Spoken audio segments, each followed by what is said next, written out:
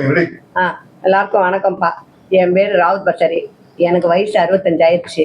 நான் வைரவேல் என்கிறவன்ட்ட எனக்கு கோயம்மாறு முட்டுக்காடில் ஒரு வீடு வேணும்னு கேட்டேன். அவன் எனக்கு வாங்கி தரேன்னு சொன்னான். அதை கொண்டு போய் என் வீடெல்லாம் காமிச்சானுங்க, ஓனரையும் காமிச்சானுங்க. அதை விஷயமா வச்சு ஃபர்ஸ்ட் அக்ரிமெண்ட்டு 20 லட்சம் போட்டேன். 2வது அக்ரிமெண்ட்டு 5 லட்சம் கொடுத்தேன். திருப்பி 6 லட்சம் டெபாசிட் பண்ணேன். திருப்பி பணம் 10 லட்சம் கொடுத்தேன். அது இல்லாமல் 2 பேங்க்ல என் பேங்க் மூலியமா தமிழ்நாடு மெர்கண்டைல் பேங்க் 55 லட்சம் அனுப்பிச்சிருக்கேன். அனுப்பிச்ச பின்னாடி T6ல போய் என்னை வீட்டில் மிரட்டவும் T6ல போய் கம்ப்ளைண்ட் பண்ணேன். அவங்க கம்ப்ளைண்ட் பண்ணி விசாரிச்சுட்டு சரி நாங்கள் சொல்கிறோம் நீங்கள் போங்கன்னு சொல்லிட்டாங்க. மறுநாள் என்ன சொன்னாங்க, அந்த பையனை நாங்கள் அரெஸ்ட் பண்ணிட்டோம், பணம் சீக்கிரம் வாங்கி தரேன்னு சொன்னாங்க. அதுக்கப்புறம் எந்த ஸ்டெப்புமே நான் எடுக்கலை. நான் உடனே சிசிபிக்கு மாறிடுச்சுன்னு சொல்லவும் நானும் சிசிபிக்கு போய் கம்ப்ளைண்ட் பண்ணி கொடுத்தேன். கம்ப்ளைண்ட் பண்ணி பெட்டிஷன் கொடுத்தேன். அவங்களே இது வரைக்கும் எனக்கு எந்த ஸ்டெப்புமே எடுக்கலை, பணமே எனக்கு இது வரைக்கும் வாங்கி தரல. இப்போ நான் ரொம்ப நில்லில் நிற்கிறேன். எங்கள் பசங்க எல்லாரும் என் ஃபேமிலியில எல்லாம் விட்டுட்டேனே போயிட்டாங்க. நான் அனாதையாக நிற்கிறேன். இப்போ எனக்கு யாருமே இல்லை. இவங்க 2 பேர் தான் என் ஃப்ரெண்டுங்க. நான் என்ன சொல்றேன்னு எனக்கு தெரியல. ஆனாலும் எனக்கு என் பணம் வேணும். என் ஜீவனாம்சம் பண்றதுக்கு எனக்கு பணம் இல்லை. எங்கேயோ போய் பார்த்துட்டு வந்துட்டேன். அதனாலதான் நான் மீடியா பிரஸ்ஸை நம்பி வந்திருக்கேன். இப்ப இவங்க என் பணம் 90 லட்சத்தை வாங்கி தரணும்.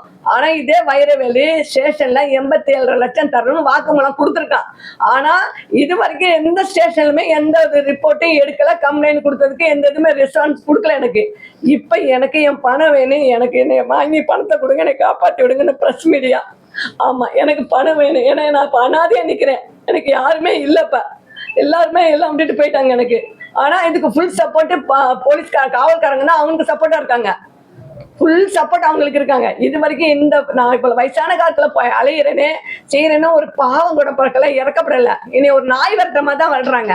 போ போ போ போ நான் பார்த்துக்கிறேன், நாங்கள் பார்த்துக்குறோம் அப்படின்னு சொல்லி தான் அனுப்புகிறாங்க. அதனால தயவு செய்து நான் ப்ரெஸ் மீடியாவை நம்பி வந்துட்டேன். இவங்களை ஒரு குடும்பமாக நம்பி தான் வந்திருக்கேன். இவங்க எனக்கு என் பணத்தை வாங்கி கொடுக்கட்டும், என்னை காப்பாற்றட்டும். இவங்களை நம்பிட்டு இருக்கேன் நான். இவங்க தான் எனக்கு செய்யணும். இப்போ சரிப்பா, சரியா? நான் ரொம்ப 65 வயசு சீனியரு, சரிங்களா? இப்போ நான் எல்லாராலும் ஒதுக்கப்பட்ட தனிமையில் வாழ்ந்துட்டுருக்கேன் நான். இப்போ இவன் பேர் பாலச்சந்தர். இவன் எனக்கு குடும்ப நண்பர் மால் எனக்கு செஞ்சவன். இவர் எனக்கு ஒரு கம்பெனி வச்சிருக்காரு வேல்டாக் பக்கத்துல. அதுல என்ன செஞ்சாரு, எங்க வீட்டுக்காரர் இறந்ததுனால அந்த காசெல்லாம் வச்சு நான் ஒரு இடம் வாங்கலாம், மாச சம்பளம் வந்தா எனக்கு ஒரு ஜீவனம்ஸ்க்கு ஆகும்னு சொல்லி விட்ட காசு 45 லட்சம் கொடுத்தேன். அந்த கம்பெனியை எனக்கு எழுதி தரேன்னு சொன்னாரு. 1 வருஷமா பணம் வச்சு எனக்கு அந்த கம்பெனியை கொடுக்கவில்லை. நான் கேட்டப்ப உங்களுக்கு தான் தருவேன்னு சொல்லிட்டாரு. அப்புறம் என்ன சொன்னாரு, உடனே கம்பெனி பேசணும்னு சொல்ல அக்ரிமெண்ட் போட்டு ரிஜிஸ்ட்ரேஷன் பண்றதுக்கு அதுக்கு ஒரு 2 லட்சம் நான் செலவு பண்ணேன். அப்பயும் அந்த ஆளுக்கு செஞ்சு கொடுக்கல. திடீர்னு அங்கிருந்து ஒரு பையன்கிட்ட போய் கம்பெனியை போய் ஸ்டாப் பண்ண போனேன். அப்ப என்ன சொல்லிட்டான், இவர் 51 லட்சத்துக்கு பேசி முடிச்சிட்டாரு. 52 லட்சத்துக்கு நீங்க வந்தீங்கன்னா இந்த பணத்தை வாங்கிடலாம் மேடம் அப்படின்னு என்கிட்ட சொன்னாரு. சரின்னு சொல்லிவிட்டு நான் நேரம் செஞ்சேன். நானும் எங்க தெரிஞ்ச ஒரு ஃப்ரெண்டு 2 பேரை கூப்பிட்டு அவங்க வீட்டுக்கு போனோம். போய் பேசுறப்ப என்ன சொன்னாரு, அந்த வாங்குற ஓனர் வச்சுட்டு நீங்க தான் ஒரிஜினல் வச்சிருக்கீங்களா? நான் ஆமா சார்னே. அப்போ நான் பணம் கொடுத்தா எனக்கு கொடுத்துருங்க மேடம்னு சொன்னார். நான் என்ன சொன்னேன், கொடுத்துறேன் சார்னே. நான் நேராக ஸ்டேஷன் SBIக்கு வர சொன்னேன், அம்பத்தூர் பேங்க்குக்கு. வந்தப்ப எனக்கு பணம் 35 லட்சம் கொடுத்துட்டாங்க. கொடுத்த பின்னாடி நான் ஒரிஜினல் அவங்க கையில் கொடுத்துட்டேன். மிச்ச பணம் எனக்கு 20 லட்சம் தரணும். என்ன சார் அப்படின்னு சொன்னதுக்கு நான் தந்துடுறேன் மேடம் சொல்லி ஒரு 5 லட்சத்துக்கு செக் கொடுத்தாரு. ஜனவரி மாதம் 30ஆம் தேதி அது போடுங்கனாரு. அது பவுன்ஸ் ஆயிடுச்சு. ரிஜிஸ்டர் பண்றப்ப மிச்ச பணம் தரேன் சொன்னார். ஆனா எனக்கு தெரியாம ரிஜிஸ்ட்ரேஷன் பண்ணி பணத்தை வாங்கிட்டாரு. ஒரு எல்லாத்தையுமே நான் கேட்கறது தரமாட்டேன்ட்டாரு. அப்புறம் இந்த மாதம் 27ஆம் தேதி பிப்ரவரி மாதம் என் பொண்ணு வந்தா என்னை பார்க்கறதுக்கு. கை அம்மாவுக்கு அடிபட்டுச்சேன்னு பார்க்க வந்தப்ப அவ சொன்னா, அங்கிள் இந்த மாதிரி நீங்கள் அம்மாட்ட பணம் வாங்கி ஏமாத்திட்டீங்க, தயவுசெய்து பணத்தை கொடுத்துருங்க அப்படின்னு கேட்டதுக்கு எங்கள் பொண்ணை கீழே பிடிச்சி செல்லோட தள்ளி, வீடியோ ஆடியோலாம் இருக்கு, சீடு கீழோட தள்ளி அடிச்சுட்டாங்க. அடிச்சுட்டு என்னை பிடிச்சி தள்ளி விட்டாரு. 2 முட்டியும் அடிபட்டுச்சு எனக்கு. உடனே என்ன செஞ்சேன், கதை ஓடிட்டு கீழே ஓடிட்டு கார்ல ஏறிட்டாரு. நான் என்ன செஞ்சேன், இவங்க பொண்ணு இது மாதிரி பிரச்சனை பண்றாங்களே எனக்கு யாரு மேலே, பக்கத்துல ஃப்ரெண்ட்ஸ் எல்லாம் வந்துட்டாங்க, பாஸ்டர் ஒய்ஃப்லாம் வந்துட்டாங்க. நாங்கள் நேராக ஸ்டேஷன்ல கம்ப்ளைண்ட் பண்ணலான்னு போனோம். கம்ப்ளைண்ட் பண்ணி போறதுக்குள்ளேயும் இவர் என்ன செஞ்சாரு, என் பொண்ணை காருக்கு வச்சு கடத்தி தரன்னு இழுத்துட்டு போயிட்டாரு. எங்க வீடு எப்படின்னா இப்படி நார்த்து பார்த்தீங்க, லெஃப்ட்ல இழுத்து தரன்னு போயிருக்காங்க. எங்க தெருல இருக்காங்க எல்லாம் கத்திருக்காங்க, சார் அந்த பொண்ணு கை மாட்டிடுச்சு, கால் மாட்டிடுச்சு, விடுங்க சார்னு சொல்லுவோம். எங்க பொண்ணை ஒரு இடத்துல தள்ளி போட்டுட்டு அவர் பாட்டு கார்ல போயிட்டாரு. அதுக்கு முன்னாடி நான் அவர் போற ஸ்டேஷன் பண்ணும்படி இந்த பக்கம் கார்ல என் பொண்ணை கடத்தவங்க தட்டிட்டே போறேன். அந்த கம்ப்ளைண்ட்டும் போட்டோ வீடியோவும் பக்கத்துல இருக்க போலீஸ்காரங்க வீட்டுல இருக்கு.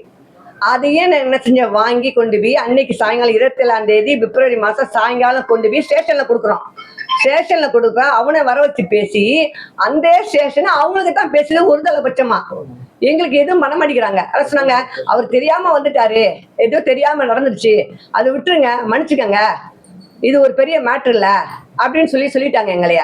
சொல்லிட்டு என்ன சொன்னாரு, சரி நீங்க வேணா இது முடிச்சுக்கோங்க மேடம், வாபஸ் வாங்கிக்கோங்க, நீங்க எழுதி கொடுங்கன்னு சொன்னாரு. நான் சொன்னேன், எனக்கு அதெல்லாம் எழுதி கொடுக்க முடியாது அப்படின்னு நான் சொல்லிட்டேனப்பா, எழுதி கொடுக்க முடியாதுன்னு சொல்லிட்டேன். திருப்பி நாங்கள் போய் பார்த்தோம். திருப்பி பார்த்ததுக்கு எந்த ரெஸ்பான்சிபிளும் அவங்க பண்ணல. இப்போ நான் என்ன கேட்குறேன், பணம் கொடுத்தோம், வாங்கினோம், எங்களை போட்டு என்னைய பொண்ணி அடிச்சிட்டாங்க. ஸ்டேஷன்ல கம்ப்ளைண்ட் கேட்குறோம், போய் பாதுகாப்பு கேட்குறோம். ஸ்டேஷனே பாதுகாப்பு கொடுக்கலன்னா அப்புறம் எங்க நாங்கள் போவோம்? ஒரு முஸ்லீம் லேடிஸ்லாம் போய் எங்க போய் பாதுகாப்பு கேட்போம்? இப்போ ஒன்றும் இல்லை, இப்போ நேரம் நாங்கள் முதலமைச்சர்கிட்ட போக முடியுமா? எங்களை பார்க்க விடுவாங்களா? ஒரு காவல் நிலையம் போய் ஒரு பெண்கள் 2 பேர் வந்து நைட்ல அழுகுறோம் அப்படின்னா எந்த பாதுகாப்புமே எங்களுக்கு கொடுக்கல. சரி விடுங்க, நீங்க கேஸை வாபஸ் வாங்கிட்டு போங்க, அவர் உங்களுக்கு பணம் கொடுத்துருவாரு அப்படின்னு சொல்லி எங்களை அனுப்பிச்சு விட்டாங்க. நாங்க சரின்னு பேசாம வந்துட்டோம்ப்பா. எனக்கு நீதி கிடைக்கணும். என் பொண்ணை தொட்ட கைய அவனுக்கு என்ன தண்டனை கொடுக்கணுமோ இந்த மீடியா கொடுக்கணும். நான் அதை பார்க்கணும், என் பணம் வரணும். இது 2 முட்டி அடிச்சு 2 முட்டியை போட்டோ எடுத்து வச்சிருக்கேன். 2 முட்டியை நான் 15 நாளா நான் நடக்க முடியாம வீட்டுல படுத்துக்கிட்டேன். நானு எங்க பொண்ணை தரன்னு இழுத்துட்டு போனாங்க. அது வீடியோ ஆடியோலாம் இருக்கு. இது ஃபுல்லா தமிழ்நாடு பூரா பார்க்கணும்பா. இதுக்கு இவங்க உதவி செஞ்சாகணும். அவனை சும்மா விடக்கூடாது.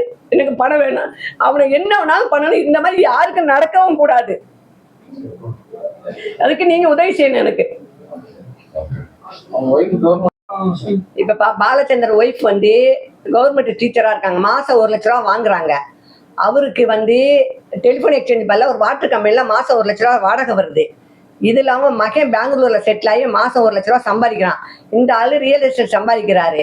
இதெல்லாம் இல்லாம இவன் ஒய்ஃபும் இந்த ஆளும் வந்து என் வீட்டுல டெய்லி மகனுக்கு கல்யாணம் பண்ணோடனே காலில் வந்து அப்படி டெய்லி கெஞ்சுவாங்க. நான் தான் போய் எனக்கு தெரிஞ்ச ஆள்கிட்ட சொல்லி தாலி செயின் முதற்கொண்டு எடுத்து 5 லட்சத்துக்கு கொடுத்தேன். நானு அந்த பணமே எனக்கு கொடுக்கல, இந்த நகையும் கொடுக்கல, எதுவுமே கொடுக்கல. பொண்டாட்டி என்ன சொல்ல தெரியுமா, அந்த பொம்பளையால என்ன செய்ய முடியும், அந்த பொம்பளை முடிஞ்சா என்னன்னா பாத்துக்கிட்டோம், நான் பாக்குறேன் அப்படின்னு அந்த கீதா டீச்சருங்கிற அவ சொல்றா. அந்த பொம்பளை சொல்லுது. இவன் என்ன சொல்றான், எங்க வீட்டுக்குள்ள பூந்து எங்களை போட்டு அடிக்கிறான். இவங்களுக்கு பணபலம் நிறைய இருக்கு, ஏகப்பட்ட வருமானம் இருக்கு, சொந்த வீடு வாசல் இருக்கு, கார் வச்சிருக்கான், எல்லாம் வச்சிருக்காரு. இவ்வளவு நான் என்னன்னா, நான் தனிமையில இருக்கேன், என்னை கேட்க ஆள் கிடையாது, அடிச்சாலும் வரமாட்டாங்க, பசங்க எல்லாம் வெளியே இருக்காங்க, அண்ணன் தம்பி எல்லாம் வெளியே இருக்காங்க, யாருமே அப்படின்றாங்க. நான் ஸ்டேஷன்ல நம்பலப்பா, எனக்கு நம்பிக்கை ஸ்டேஷன் மேல கிடையாது. ஏன்னா எப்ப வந்து நாங்க உயிர் போயிடுச்சு, உயிர் போகுதுன்னு சொல்லி போய் ஸ்டேஷன்ல நிக்கிறப்ப எங்களுக்கு பாதுகாப்பு கொடுக்க அந்த ஸ்டேஷனு மற்ற நேரம் எப்படி எங்களுக்கு பாதுகாப்பு கொடுக்கும்? அதனால எங்களுக்கு ஸ்டேஷன் மேல எந்த சிசிபி ஏசிபி யாரு மேல எங்களுக்கு நம்பிக்கை இல்லை. ஒரு மனுஷனை ஹியூமன் பீயிங்க மதிச்சு உட்கார வச்சு என்ன நடந்துச்சுன்னு கூட எங்களை விசாரணை பண்ணல, விசாரிக்கல. அதனால எங்களுக்கு அவங்க மேல நம்பிக்கை இல்லை. அதனாலதான் நாங்க இவங்களை நம்பி வந்துட்டோம். சரிங்களா, இந்த குடும்பத்தை நம்பி வந்துட்டோம். இவங்க எனக்கு உதவி செய்யணும், எனக்கு நீதி கிடைச்சாகணும், அவனை தண்டிக்கணும்.